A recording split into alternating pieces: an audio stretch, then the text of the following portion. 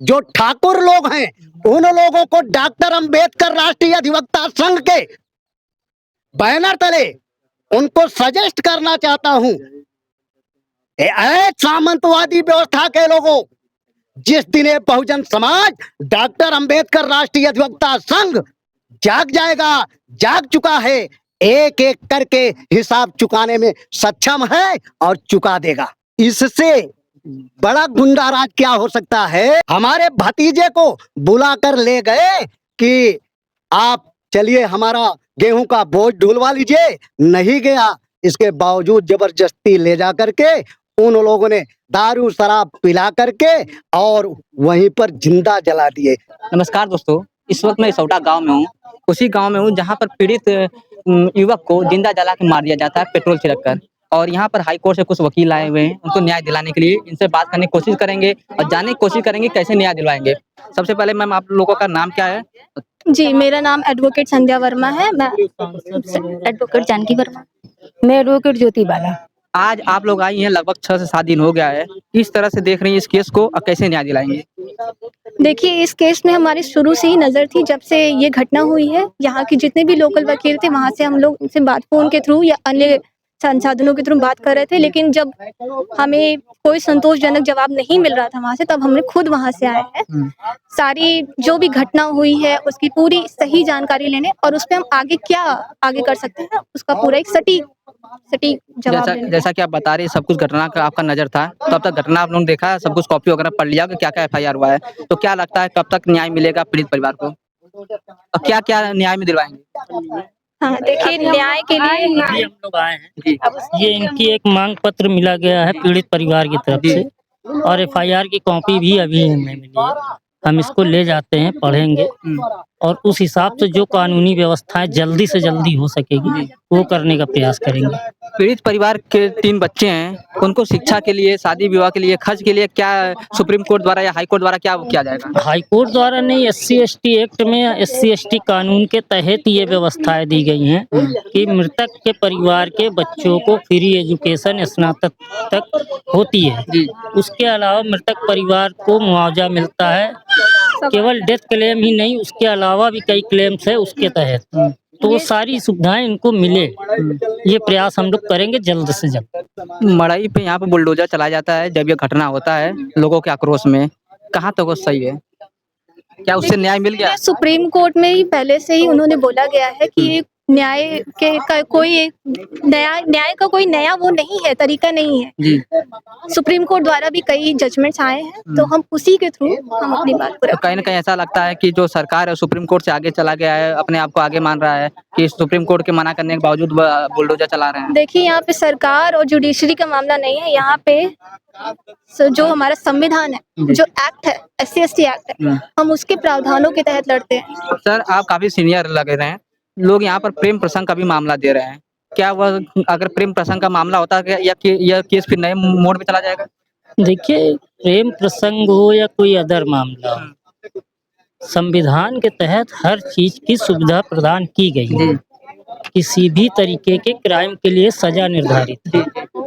तो आप किसी को काम करने के लिए बुलाएंगे और जिंदा जला देंगे, ये तो कोई कानूनी व्यवस्था के तहत मान्य नहीं है और आज के सभ्य समाज में ये घोर निंदनीय कार्य है। इसलिए इस बात को उछाल कर कुछ और बनाने की कोशिश की जाए, ये बहुत ही निंदनीय है। और दूसरी चीज, पीड़ित परिवार के जो भी सदस्य हैं उनकी सुरक्षा भी माननीय पुलिस विभाग और सरकार करे, तत्काल प्रभाव से इस गांव को सुरक्षित करे, जिससे कि यहाँ के जीवन सामान्य तौर पर सामान्य हो सके। परसों के डेट में यहाँ पर भीम आर्मी के लोग भी आए थे और उन्होंने बोला कि मैं पूरा सुप्रीम कोर्ट तक जाऊंगा, लड़ूंगा, सारा खर्चा मैं देखूंगा। आज आप लोग आए, आप लोग बोल रहे हैं मैं लड़ूंगा। इसको किस नजरिए से देखा जाए? कौन लड़ेगा, कौन न्याय दिलाएगा? जो भी लड़ना चाहे, समाज की लड़ाई है, पीड़ित पक्ष है, अगर वो कॉम्पिटेंट है तो वो लड़ेंगे, कोई इशू नहीं है इसका। लेकिन ये राजनीतिक मुद्दा हमारे लिए नहीं है।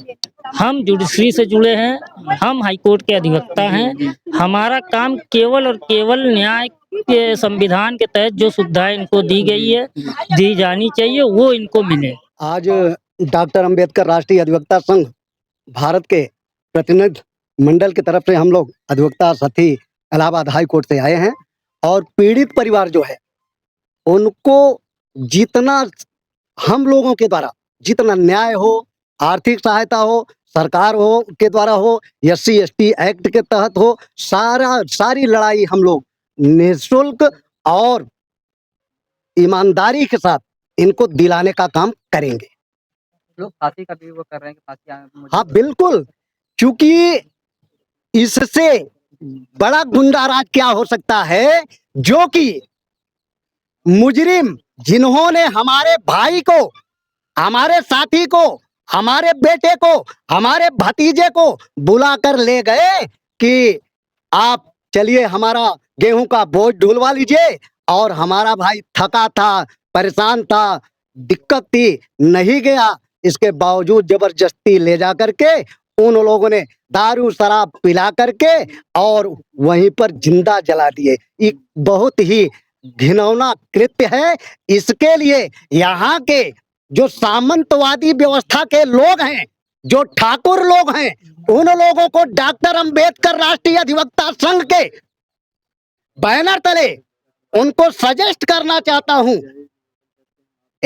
सामंतवादी व्यवस्था के लोगों, जिस दिन ये बहुजन समाज डॉक्टर अंबेडकर राष्ट्रीय अधिवक्ता संघ जाग जाएगा, जाग चुका है, एक एक करके हिसाब चुकाने में सक्षम है और चुका देगा। लोग ठाकुर समुदाय के लोग पर बोल रहे हैं कि उनके पद को नहीं सुना जा रहा है।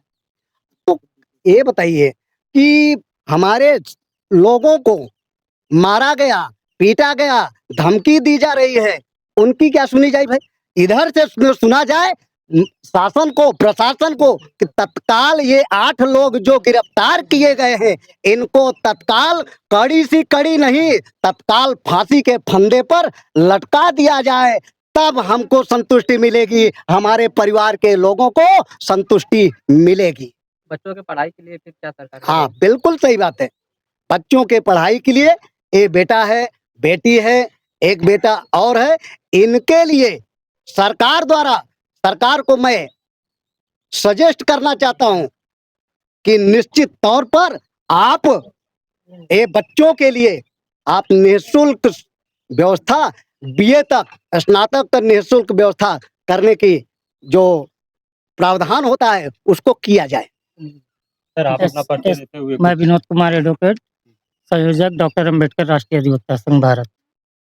SC/ST एक्ट के तहत बच्चों को फ्री ऑफ कास्ट स्नातक की शिक्षा मुफ्त में देने का प्रावधान है।